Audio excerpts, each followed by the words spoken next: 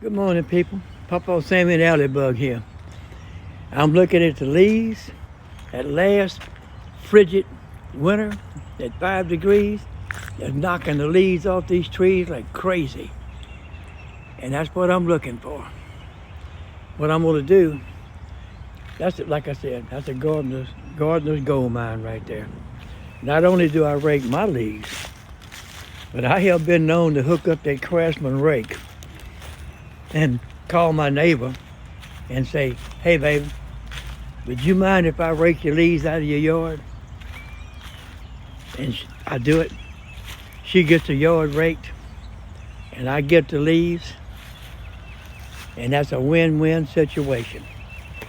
I rake this yard sometimes. I've been known to go over there and rake that yard. And my old house next door, I'll rake it too, but it's mostly pine straw. Very few oak leaves next door over there. It's mostly pine straw. But anyway, it's a gardener's gold mine. It really is. Just keep on piling them in that garden. It's a win-win situation.